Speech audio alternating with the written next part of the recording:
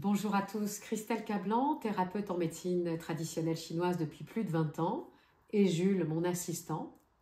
Donc l'élément bois qui correspond au printemps, et nous y sommes encore quelques jours. Ce printemps, c'est l'éveil, c'est la naissance, c'est l'enfantement, c'est le point de départ de nos projets et de nos envies. Ce printemps commence chez nous le 21 mars pour se terminer le 21 juin pour nous. Mais en médecine chinoise, nous avons l'intersaison. Je vous en parlerai dans une prochaine vidéo. Cette intersaison qui dure 21 jours et qui va modifier un petit peu ce rendu des saisons et nous amener autre chose.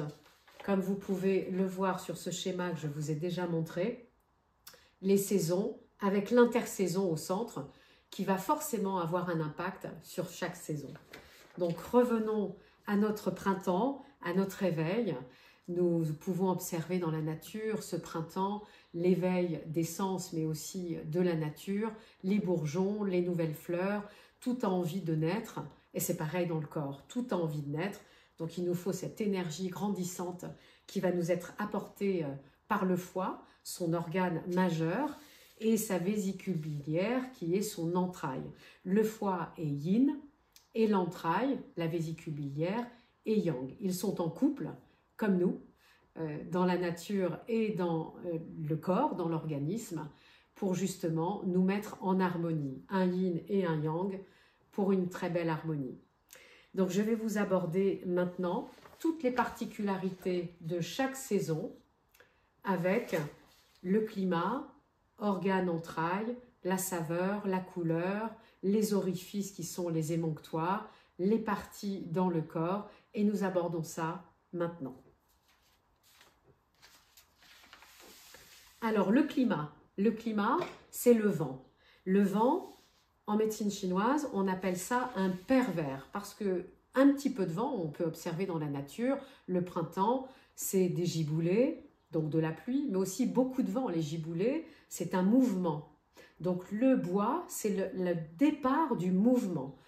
Ce climat vent peut devenir un pervers s'il y a trop de vent. Donc on va observer des maux dans le corps, des maux également dans la nature avec trop de vent, hein, les arbres vont casser. Vous verrez à Shenyou, on est bien placé pour le savoir.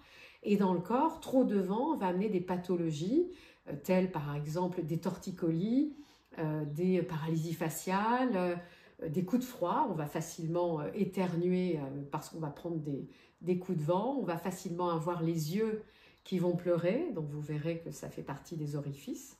Et ce vent qui devient trop important devient un pervers. C'est donc une première cause de maladie en médecine chinoise. Donc c'est l'abus d'un climat qui va engendrer des maux dans le corps et des perturbations énergétiques. Ce vent qui nous affecte fait rentrer le chaud ou le froid, et donc on dit en médecine chinoise que c'est le point d'entrée de toutes les maladies.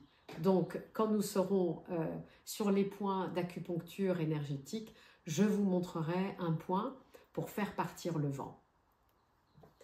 En attendant, il engendre de l'agitation, du mouvement bien sûr, mais de l'agitation. C'est pour cette raison que l'on dit qu'un problème de foie va engendrer de l'agitation, des palpitations, des mouvements même incontrôlés du corps, comme les jambes sans repos, ou de l'agitation la nuit, beaucoup, car le foie correspond à certaines heures de la nuit. Donc l'agitation la nuit va vraiment être engendrée peut-être par le vent qu'on a pris au départ ou par un désordre du foie, car on essaye toujours dans les causes des maladies de savoir lequel était là en premier. Est-ce que c'était le vent ou est-ce que c'était le désordre du foie?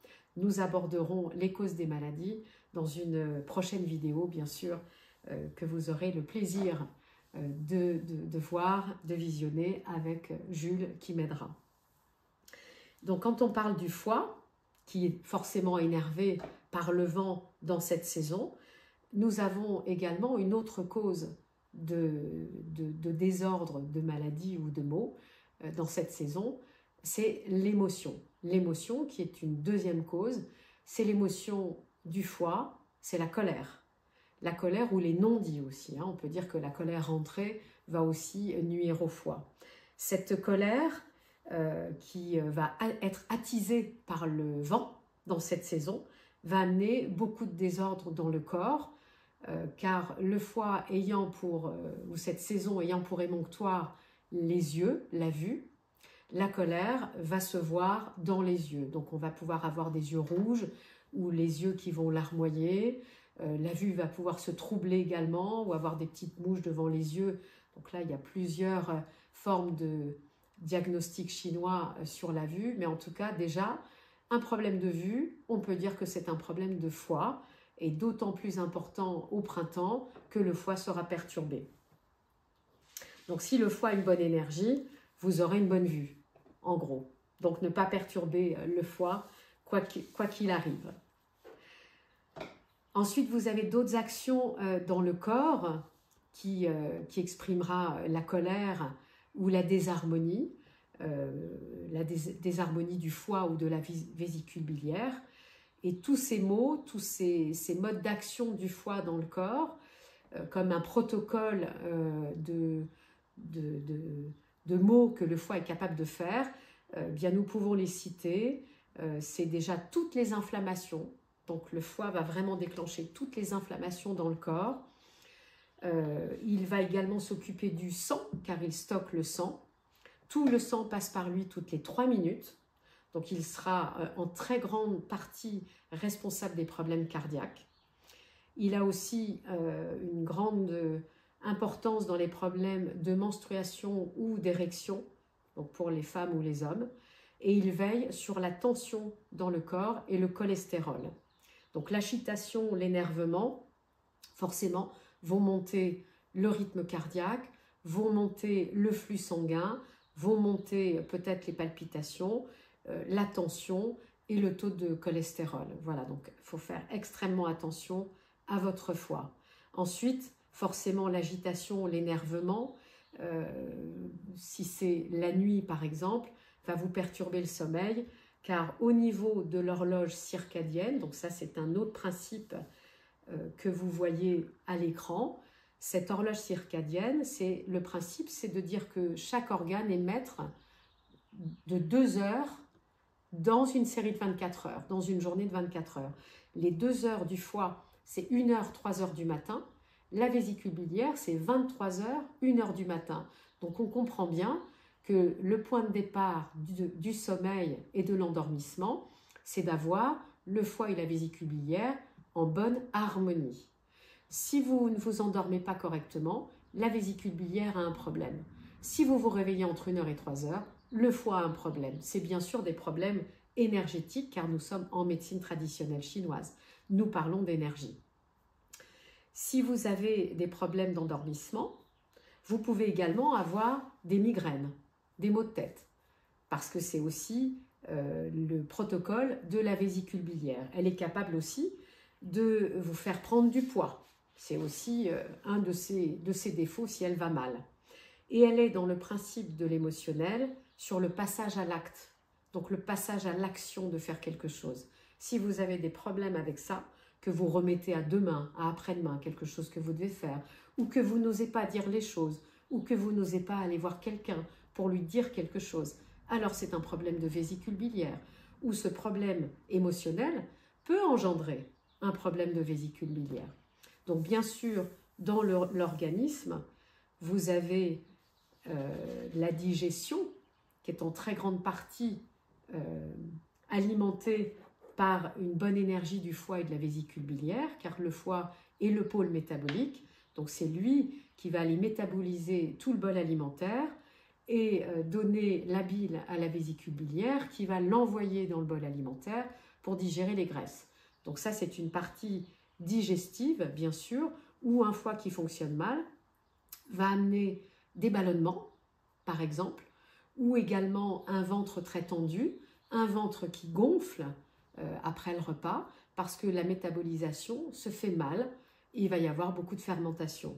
Donc après, bien sûr, les autres organes vont en pâtir, l'intestin va en pâtir, la rate va en pâtir, l'estomac va en pâtir, bref, il est quand même le pôle métabolique. Ne l'oublions pas. Après, nous avons la couleur la couleur de cette saison qui est le vert. Donc le vert, bien sûr, c'est ce qu'on observe dans la nature. Les feuilles arrivent, tout se met en place. Donc armez-vous ou habillez-vous de vert si vous voulez que votre foie et votre vésicule biliaire aillent bien, car cette couleur va l'alimenter, y compris dans votre alimentation. C'est une alimentation, une diététique que l'on va faire avec beaucoup de vert. Donc beaucoup d'aliments verts, d'aliments longs, car l'éveil et la naissance, c'est également quelque chose qui monte. Donc on va avoir besoin de légumes verts longs, donc plutôt du poireau, de la courgette, des céleris, tout ce qui va permettre au foie aussi de se drainer, parce que c'est le moment de faire une détox. Mais nous verrons tout ça dans l'alimentation que j'aborderai dans une prochaine vidéo. Vous avez également la saveur qui sera dans la vidéo sur l'alimentation, la saveur qui est acide. Donc le foie a besoin d'acidité, mais trop d'acidité va nuire au foie. Donc nous aborderons bien sûr ça en détail sur la vidéo de la diététique chinoise et de l'alimentation de l'élément bois. Et puis nous avons toutes les parties du corps. Je vous ai cité quelques mots tout à l'heure qu'ils sont capables de donner. Et bien sûr, les muscles et les tendons font partie de cet élément bois et de ce foie qui va aller les gérer avec la vésicule biliaire. Donc des problèmes de crampes, des problèmes de tendinite, même des problèmes de sciatique, car n'oublions pas, nous avons toutes les inflammations du corps qui sont en responsabilité du foie. Donc tous ces maux sont administrés au foie qui, de ce fait, est en disharmonie ou de la vésicule biliaire. Donc nous aurons des points d'acupuncture énergétique dédiés pour pouvoir soulager tous ces maux. Donc c'est parti du corps. Vous avez également les ongles qui font partie de cet élément. Les yeux, je vous le répète, car ça c'est très très important. Et puis ensuite, tout le système cardiovasculaire qui fait partie de l'élément feu, mais qui est en grande partie géré par le foie qui lui stocke le sang. Voilà, donc nous avons abordé tout ce tableau qui est un tableau bien sûr résumé, condensé de chaque élément, mais là nous avons vu l'élément bois. Nous avons vu toutes les maladies, donc il est évident que de drainer son foie, d'avoir un foie en bonne santé, d'avoir un bon sommeil, parce que si vous vous réveillez aux heures que je vous ai déjà données, c'est que le foie ou la vésicule biliaire ne vont pas bien énergétiquement. Donc c'est très important de prendre soin d'eux, avec des exercices physiques également. Je vous montrerai un exercice de Qigong qui va permettre de dynamiser le foie et de l'apaiser, parce qu'on parle beaucoup d'apaiser le foie en médecine traditionnelle chinoise, car il a plutôt tendance à monter dans l'excès de yang et de feu.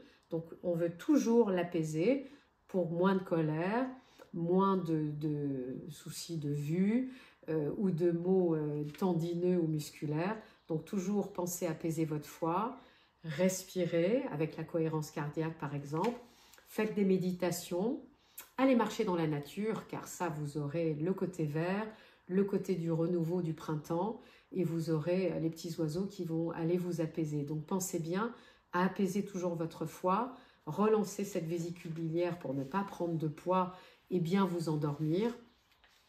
Et puis veillez à votre équilibre, veillez à votre santé, soyez toujours dans un élément, en conscience de l'élément, en conscience de la saison, en conscience du climat, pour ne pas être dans les excès, pour être toujours en bonne santé. Donc j'espère que cet élément, vous l'avez un petit peu plus compris aujourd'hui, dans cette saison, cet élément bois, avec son organe majeur, le foie, et que vous pourrez ainsi rester en parfaite santé à la chinoise. Bien sûr, rien ne remplacera votre médecin, son diagnostic et la médecine allopathique. La médecine chinoise ne parle que d'énergie, elle est complémentaire car elle vous offre une autre lecture de vos maux, de vos troubles et de la saison, bien sûr, au niveau énergétique. Alors surtout, gardez bien ça en tête, elle vous montre de manière naturelle comment pallier à vos troubles, à vos maux, mais ne remplace pas votre médecin. À très bientôt pour la suite.